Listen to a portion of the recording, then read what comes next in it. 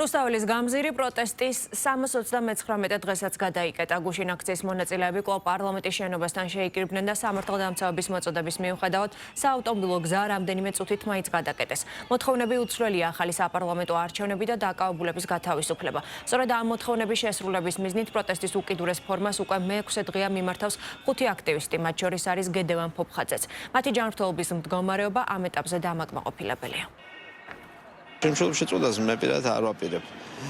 Შემშულებს ამდა შევძლებ.